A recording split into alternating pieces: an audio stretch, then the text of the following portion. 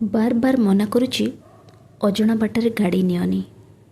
ए अंचलटा परिचित नुह जे ठौरी बाट पाइजिव। तमे जदि सेदिन टिकिए मो कथा को कर्णपात करिथांत तेबे आउ गोटे महाभारत लेखा हो हो रही जाइथांदा। जो महाभारत रे वस्त्रहीन द्रौपदी को वस्त्र खंडे दबाकू स्वयं श्रीकृष्ण अक्षम। एमितिरे तो मु भारी डरकुड़ी, सेथिरे पुणी अजणा जागा अंधार सांग को वर्षा।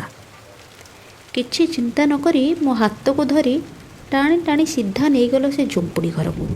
छपर कणा, कबाट भंगा, झरकार छिंडा चरी। तुमको नहीं अनेक रातिर स्वप्न देखी, नुआ नुआ परिस्थिति रे निजକୁ रखी एका एका हसीची।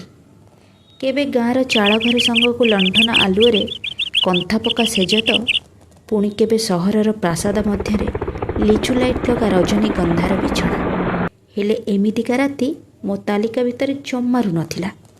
शोइबा पई थाए बाली, मुंड थोइबा पई इटा, आ घोड़ेई हवा पई सीमेंट अखा। एमिति लागुथिला जेमिति सकाळ हवा बेलକୁ मु प्लास्टर हो जाइथिबि। छपर पानी खसी अधारू अधिक ओदा होई सारी थाए। मु मोर प्लास्टर सामग्री मानकु नहीं सोई रही थाए। तुमे मो पाद तले निराश्रय व्यक्तिटीए परी झरका आड़े चाही बसी थाओ। दिन सारा बुलाबुली करी मु खूब क्लांत हो जाए।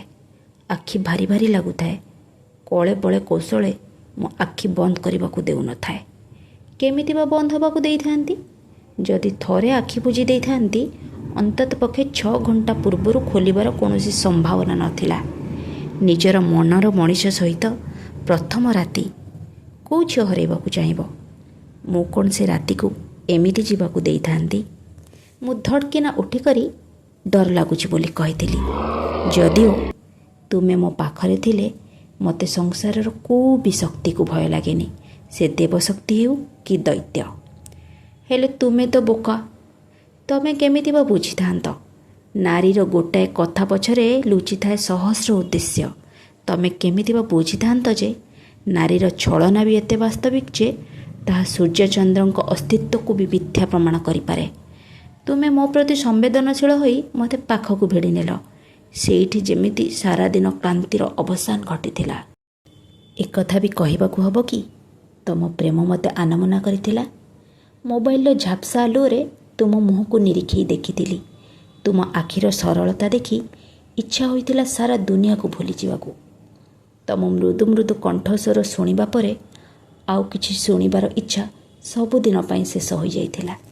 तुम नरम ओठर गरम भाषा कहूथिला तुमे केवल मोर। तुम आलिंगन रे मु मो विश्व खोजी पाइथिली। एमिति लागुथिला जेपरि तुमे तुमर निजस्व हरई बसिथिल। संपूर्ण भाव में मु तुमको बस करि पकाइथिली। से दुर्बल मुहूर्तर सुजोग नहीं मु मो दुष्टामी आरंभ करिथिली। तमे तो जान तम प्रेम मो प्रति टिके बेसी होई गले मो खुशी रे तम सहित मिछि मिछिका कଳି करि पकाए, खास तमे मते मनैब बोली। से दिन रातिरे भी किछि सेहीपरि ही हेइथिला। सबुथर कଳି रे एडु सेडु कही तमे मते चुप कराई दियो। हेले से दिन तमे जेपरि शक्तिहीन होई पड़िथिल। भाबिले आश्चर्य लागे तुमे मो भूल को भी समर्थन करुथिल। एमिति सुजोग केमिति बा मो हाथ छड़ा करि थांती? मिछि मिछिका कांदी कांदी सत सतिका कଳି करिथिली। मो पाई गीतटिए गाओ और चित्रटिए आंक बोली जिद करिथिली। तमे चुप रहिथिल। मु भीषण रागरे मुह फुले कहली, फूल पाई लिखि पारुच, प्रजापति पाई लिखि पारुच, अथच मो पाई? मनीषार चित्र आंकुच, विपाशार चित्र आंकुच, आ मो चित्र?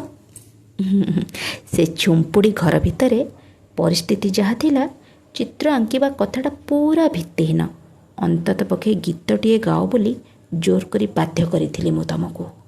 तेतेबेलକୁ वर्षा घड़घड़ी थमी जाइथाए। मु अभिमान रे कांदी पकाउथाए। तुमे मो आखिर लुह पोछि एक चमत्कार गीत मो प्रति उत्सर्ग करिथिल। तुम गीतरे मु एपरि मजी जाइथिली जे मो पाटी खोली तुमको स्वरचित करबाकू चाहू नथिली। मो मुंड केतेबेले तुम कांधरू खसी तुम कोଳରେ पड़ी जाइथिला ताहा भी मु जानि पारि नथिली। बोधहुए तमे ही सुआई देइथिल।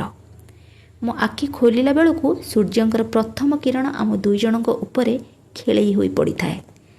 तुम डाहाण हाथर पापुली आरंभ करी कहुणी पर्यंत कादो बोली होता है। ଚଟାଣ ଉପରେ ଆଖି ପଡ଼ିବାରୁ ମୁଁ ସ୍ତବ୍ଧ ହୋଇଗଲି। କାଦୁଅକୁ ଲେପି କେହି କ'ଣ ଏତେ ସୁନ୍ଦର ଚିତ୍ର ଆଙ୍କିପାରେ? ତୁମ ଶିଳ୍ପରେ ନିଜକୁ ଦେଖିଲା ପରେ ମୁଁ ନିଜକୁ ସଂସାରର ସବୁଠୁ ସୁନ୍ଦରୀ ବୋଲି ଅନୁଭବ କଲି। ତମେ ଯେ ଭଲ ଚିତ୍ର ଆଙ୍କିପାର ଏହା ମୋତେ ଜଣାଥିଲା, କିନ୍ତୁ ମୋ ଅଙ୍ଗ ସହିତ ଚିତ୍ରରେ ଏତେ ସମାନତା ଥିଲା ଯେ ମୁଁ ବାଧ୍ୟ ହୋଇଥିଲି ଆଶ୍ଚର୍ଯ୍ୟ ହେବାକୁ। ତେବେ ତମେ କ'ଣ ସମସ୍ତଙ୍କ ଚିତ୍ର ଏପରି ଆଙ୍କିପାର, ନା ମୋ ଅଙ୍ଗ ସହ ଏତେ ପାଖରେ ଥିବାରୁ ତମେ ଆଙ୍କିବାରେ ସମର୍ଥ ହେଲ? ସେଦିନ ତ ସକାଳ ହେବା ମାତ୍ର ଆମେ ସେଠୁ ପଳେଇ ଆସିଲେ, ହେଲେ ସେଇଠି ଆରମ୍ଭ ହୋଇଥିଲା ଆଉ ଏକ ମହାଭାରତ। କିଏ ଜାଣିଥିଲା ସେଇଟା ଗୋଟେ ପର୍ଯ୍ୟଟନସ୍ଥଳୀ? କେହି ଜଣେ ପର୍ଯ୍ୟଟକ ଆସି ତୁମେ ଆଙ୍କିଥିବା ଚିତ୍ରକୁ ତାଙ୍କ କ୍ୟାମେରାରେ କ୍ଲିକ୍ କରି ନେବେ ବୋଲି? ନା ତୁମେ ଜାଣିଥିଲ ନା ମୁଁ? ଖାଲି ସେତିକି ନୁହେଁ, ତାହା ପୁଣି ଫଟୋ ପ୍ରଦର୍ଶନୀରେ ସ୍ଥାନ ପାଇ ଶ୍ରେଷ୍ଠ ବିବେଚିତ ହେବ। ତୁମେ ଅନେକ ଖୁସି ଥିବ ନା? ତୁମ ଶିଳ୍ପକୁ ଶ୍ରେଷ୍ଠ ମାନ୍ୟତା ମିଳିଛି। ତୁମକୁ ଚିତ୍ରଟିଏ ଆଙ୍କିବାର ଦାବି କଲି ଯେ ତୁମେ ମୋତେ ଦୁନିଆ ଆଖିରେ ଦୁଶ୍ଚରିତ୍ରା ସଜେଇ ଦେଲ। ମୁଁ ଶୋଇଥିବା ଅବସ୍ଥାରେ ମୋ ଚିତ୍ର ଆଙ୍କି ତୁମେ ତୁମ କଳାର ପରିଚୟ ଦେଲ। ଯଦି ଦୁନିଆକୁ ଜଣାଇଲ କି ମୁଁ ଏକ ପରପୁରୁଷ କୋଳରେ ଅସଞ୍ଜତ ଅବସ୍ଥାରେ ଶୋଇଛି, ତେବେ ସେ ପୁରୁଷ ଜଣକୁ ଲୋକେ ଜାଣିଥିଲେ ଅସୁବିଧା କ'ଣ ହେଇଥାନ୍ତା? ଅନ୍ତତଃ ମୋ ନାଁ ପୂର୍ବରୁ ପରପୁରୁଷ ବଦଳରେ ତମ ନାଁ ଥାନ୍ତା। ତମ ପ୍ରେମିକା ଭାବେ ଯଦି ମୋତେ ନିନ୍ଦା ମିଳିଥାନ୍ତା, ତାହେଲେ ମୁଁ ତାକୁ ମୋ ଜୀବନର ବଡ଼ ସଫଳତା ବୋଲି ଧରି ନେଇଥାନ୍ତି। ହେଲେ ସେଇ ଗୋଟାଏ ରାତି ତମକୁ ଶିଳ୍ପୀ ବନେଇ ଦେଲା ସତ, ହେଲେ ମୋତେ କଳଙ୍କିନୀ ସଜେଇ ଦେଲା।